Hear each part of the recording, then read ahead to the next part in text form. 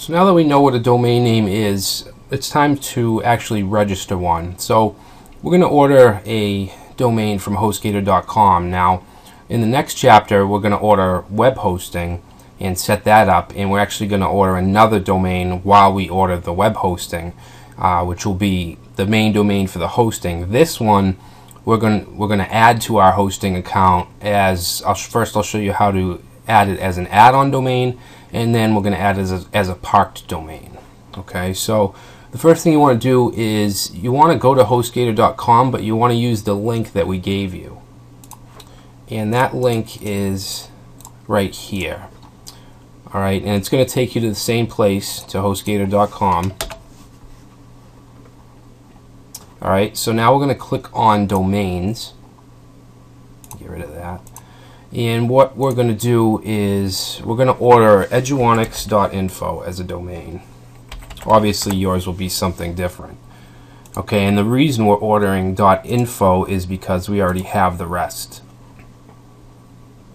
Okay, so you can actually see that it'll show you all the different versions with different TLDs. Okay, so we're going to choose this info for $12.95 for 1 year. Click add to cart, view cart. Alright, now you have the option to have domain privacy protection.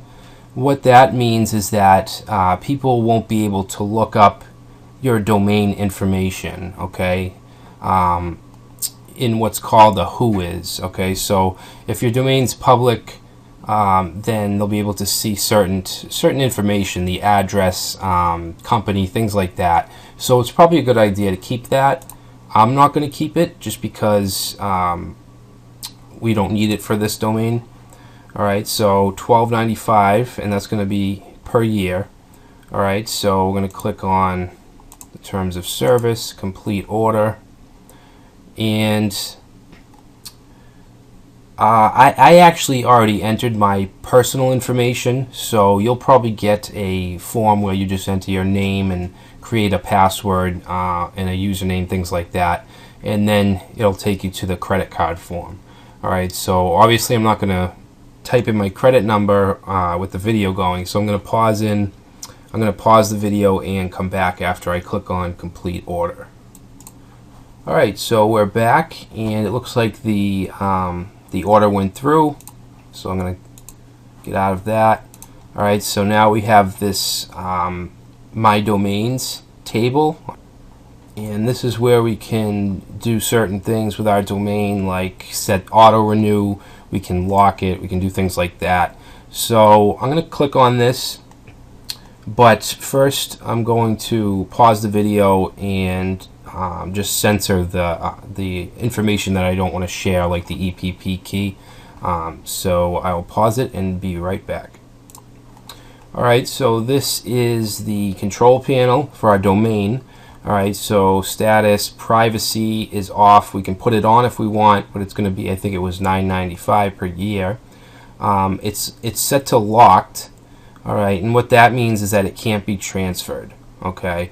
EPP key, this is just a string, a private string that you need to enter if you're going to transfer the domain to another domain registrar, which we'll be doing in the next video. Shows you the registered date, the expiration date, auto renew. If you leave it on, which I think it is on by default, I actually just shut it off. If you leave it on, it will bill you a year from now, or however long that you registered the domain for. It'll automatically bill you. You can shut that off so that you actually have to renew it manually. Alright, so contact info. I'm not going to go over all this because some of it's private content. Name servers. This is really important. When you purchase a hosting account, the provider will give you usually 2 name servers to type in here, and that's all you need to do to link a domain to a hosting account.